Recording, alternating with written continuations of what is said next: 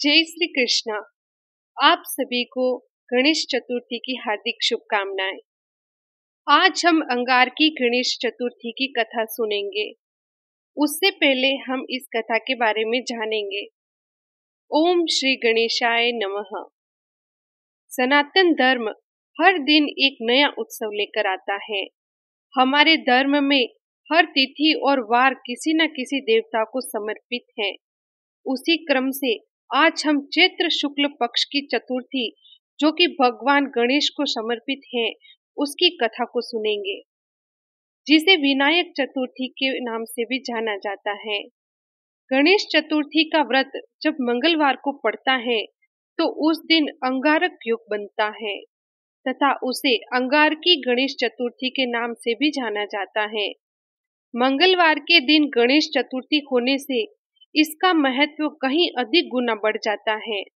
अंगारकी गणेश चतुर्थी व्रत करने वाले सभी व्यक्तियों को गणेश पुराण में वर्णित इस कथा का पाठ अवश्य करना चाहिए। इसके पाठ से व्यक्ति की सभी मनोकामनाएं पूर्ण होती हैं। अब हम कथा प्रारंभ करते हैं। भूदेवी ने महामुनि भारद्वाज के पुष्प तुल्य पुत्र का 7 वर्षों तक पालन किया। 7 वर्ष के बाद उन्होंने उसे महर्षि भारद्वाज के पास पहुंचा दिया। महर्षि ने अत्यंत प्रसन्न होकर अपने पुत्र का आलिंगन किया और उनका विधि पूर्वक उपनयन कराकर उसे वेद शास्त्र का अध्ययन कराया। फिर उन्होंने अपने प्रिय पुत्र को गणपति मंत्र देकर उसे गणेश जी को प्रसन्न करने के लिए आराधना करने की आज्ञा दी। मुनि पुत्र ने अपने पिता के चरणों में प्रणाम किया। फिर भागीरथी गंगा जी के तट पर जाकर वहां परम प्रभु श्री गणेश जी का ध्यान करते हुए भक्ति पूर्वक उनके मंत्र का जाप करने लगे। वह बालक निराहार रहकर 1 सहस्त्र वर्ष तक गणेश जी के ध्यान के साथ उनका मंत्र जपते रहे। माघ कृष्ण चतुर्थी को चंद्र उदय होने पर दिव्य वस्त्रधारी अष्टभुज गणेश जी प्रसन्न होकर प्रकट हुए। उन्होंने अनेक शस्त्र धारण कर रखे थे। वे विविध अलंकारों से विभूषित अनेक सूर्यों से भी अधिक दीप्तिमान थे। भगवान गणेश के मंगलमय अद्भुत स्वरूप का दर्शन कर तपस्वी मुनि पुत्र ने प्रेम से उनकी स्तुति की। विनायक जी बोले, हे मुनि कुमार, मैं तुम्हारे धैर्यपूर्ण कठोर तप एवं स्तुति से अत्यधिक प्रसन्न हूँ। तुम इच्छित वर मांगो, मैं उसे अवश्य पूर्ण करूंगा।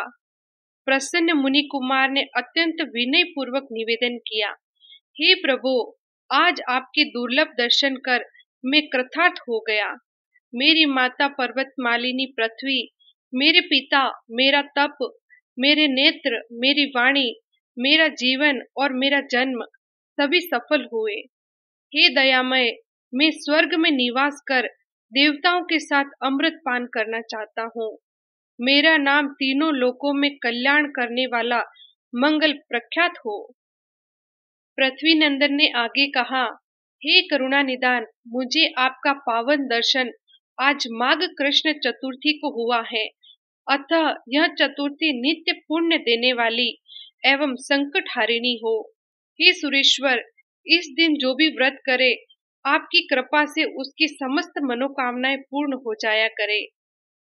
सिद्धि प्रदाता देव गजानन ने वर प्रदान कर कहा, हे मेदिनी नंदन, तुम देवताओं के साथ अमृत पान करोगे। तुम्हारा नाम मंगल सर्वत्र विख्यात रहेगा। तुम धरती के पुत्र हो और तुम्हारा रंग लाल है, अतः तुम्हारा एक नाम अंगारक भी प्रसिद्ध होगा और यह तिथि अंगारक चतुर्थी के नाम से प्रख्यात होगी। पृथ्वी पर जो मनुष्य इस दिन मेरा व्रत करेंगे, उन्हें 1 वर्ष पर्यंत चतुर्थी व्रत करने का फल प्राप्त होगा। निश्चय ही उनके किसी कार्य में कभी विघ्न उपस्थित नहीं होगा। परम प्रभु गणेश ने मंगल को वर देते हुए आगे कहा, तुमने सर्वोत्तम व्रत किया है, इस कारण तुम अवंती नगर में परंतप नामक राजा होकर सुख प्राप्त करोगे। इस व्रत की अद्भुत महिमा है। इसके सुनने मात्र से मनुष्य की समस्त मनोकामनाएं पूरी होगी। ऐसा कहकर गजानन जी अंतर्ध्यान हो गए। मंगल ने एक भव्य मंदिर बनवाकर उसमें दशभुज गणेश की प्रतिमा स्थापित कराई। उसका नामकरण किया मंगल मूर्ति।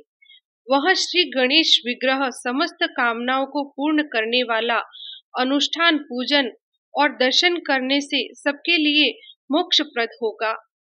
पृथ्वी पुत्र ने मंगलवारी चतुर्थी के दिन व्रत करके श्री गणेश जी की आराधना की।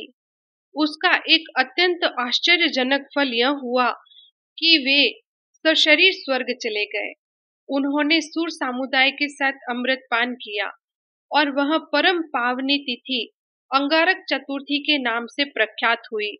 यह पुत्र पौत्रादि एवं समृद्धि प्रदान कर समस्त कामनाओं को पूर्ण करती है।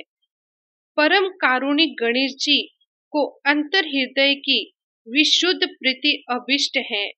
श्रद्धा और भक्ति पूर्वक त्रय ताप निवारक, दया निदान, मोदक प्रिय सर्वेश्वर गजमुख कपित जम्बू और वन्य फलों से ही नहीं, दुर्वा के 2 दलों से भी प्रसन्न हो जाते हैं और मुदित होकर समस्त कामनाओं की पूर्ति करते हैं। किसी भी महीने में कृष्ण पक्ष में हो या फिर शुक्ल पक्ष में हो, मंगलवार के दिन आने वाली चतुर्थी जो भी मनुष्य इस मंगलवार चतुर्थी के व्रत को करेगा, उसे पूरे वर्ष की चतुर्थी व्रत का पुण्य लाभ प्राप्त होगा। उसके सभी कार्य बिना संकट के पूर्ण होंगे। अंगार की चतुर्थी समस्त कामनाओं की पूर्ति करने वाली तिथि है। संतान प्राप्ति के लिए भी मंगलवारी चतुर्थी तिथि उत्तम होती है। बोलिए श्री गणेशाय नमः। अगर आपको कहानी पसंद आई हो तो कहानी को लाइक करें, चैनल को सब्सक्राइब करें और बेल आइकन को जरूर प्रेस करें, जिससे आने वाली वीडियो का नोटिफिकेशन आपको मिल जाए।